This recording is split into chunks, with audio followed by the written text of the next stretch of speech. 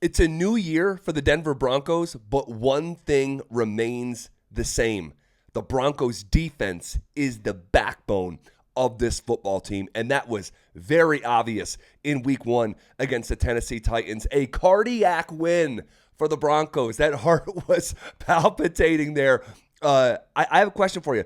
At any point in that game, did you think the Broncos were going to lose? Because I actually did. There was so many converging negative things, mostly with the offense, and then combined with a fourth quarter muff punt from Marvin Mims. It really did go through my head like, wow, this is the most winnable home game, in my opinion, on the schedule, and the Broncos could blow it. But that didn't happen. And the reason that it didn't happen was Vance Joseph's side of the football bowed their back. When the game was on the line, the defense played great, all right? And the Denver Broncos, in Sunday's win against Tennessee at home, had a season-opening franchise record, 133 total yards given up. That is incredible. Now, Tennessee contributed to that to a certain degree. I think it was 5 drops from the Titans. Holy moly, catch the football, fellas. Thankfully, they didn't from a Broncos perspective and standpoint. But 133 yards given up in an NFL game is psychotic. Every team in the league played on Sunday or Friday or Thursday or whatever, all right? One more game on Monday night. But there's no buys, so everyone's active. The Broncos gave up the least amount of yards of anyone in the NFL this past week. So number one to start the season in terms of yards allowed.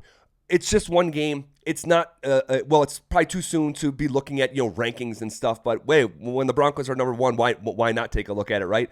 Where else are they number one? 6 sacks. 6.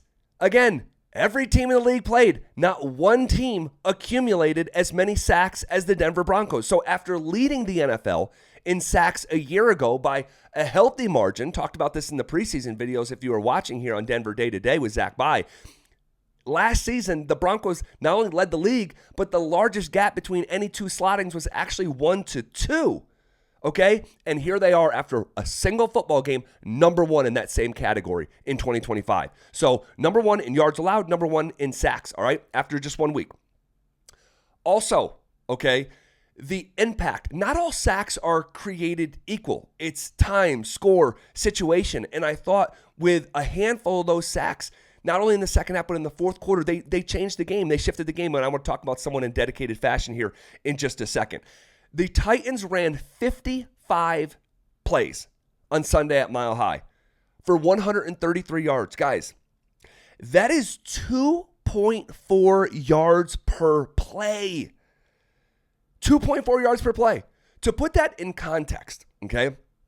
The Denver Broncos offense did not have a good day, right? We all agree on that, right? We should, right?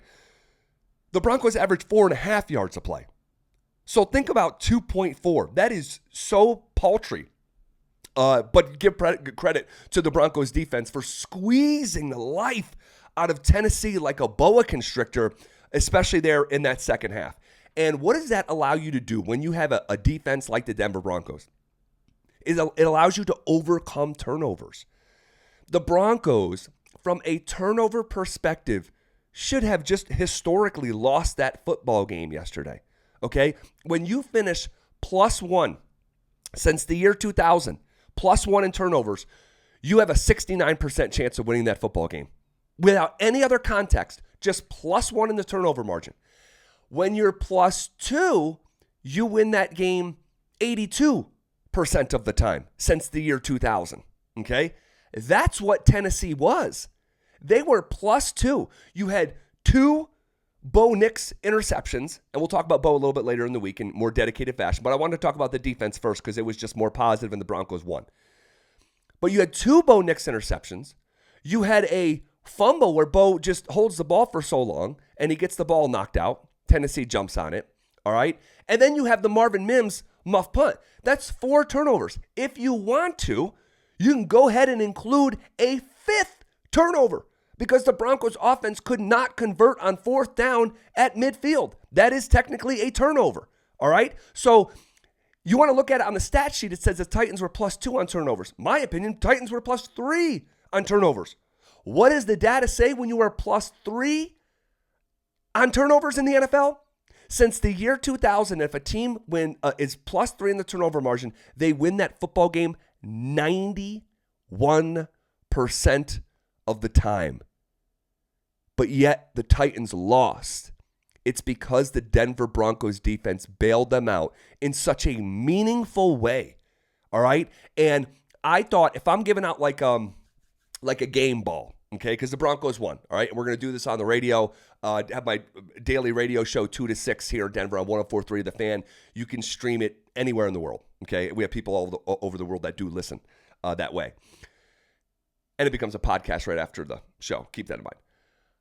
So when you have a defense that can bail you out, all right, like a rich daddy, all right, you can get away with almost anything, especially against a dynamic like Tennessee, right? Rookie quarterback, newer operation. That won't fly, all right? You do not want to make this a habit, all right? But when you are -3 and you win the game, that's because of the defensive side of the ball. And in the fourth quarter, all right, go back, all right? The score is 13-12. The Broncos are getting the ball back because the defense once again forced Tennessee to punt. Marvin Mims muffs that punt in the fourth quarter, and the Broncos are up by a single point. Tennessee takes over on the 21, 22-yard line, so they're damn near red zone. For all intents and purposes, they get the ball in the red zone, okay? And what happens? Second-year player out of Utah, Jonah Ellis, gets in the backfield and sacks Cam Ward for a huge loss. Huge. What happens after that? Dondre Tillman gets in the backfield and disrupts things to such a degree, Cam Ward is now off of his spot, has to turn upfield, and guess who's waiting for him? Zach Allen. That 2-sack sequence to bring Tennessee out of field goal range, they could have kicked a field goal on first down, guys, and took the lead in the fourth quarter, right? Against an offense in Denver that was sputtering. But somehow, someway, the Denver Broncos defense bowed their back and didn't allow a field goal attempt. After basically getting the ball in the red zone, you are out of field goal range in 3 plays. That's how powerful that Denver Broncos defense was on Sunday. You don't want to make it a habit. It's an unhealthy reliance. But on Sunday, week 1, thank goodness the Broncos had that side of the ball. And that strength, all right, the Broncos defense is still the strength of this team. And my, oh my, did they show it in week 1. Guys, I would please humbly ask you to like this video, rate, leave a comment. I would love to interact with you in the comments. And also, please, I humbly ask, subscribe to my channel. I'm posting here nearly every single day. Denver Day to Day. Denver Day to Day with Zach By, and you'll hear more from me tomorrow.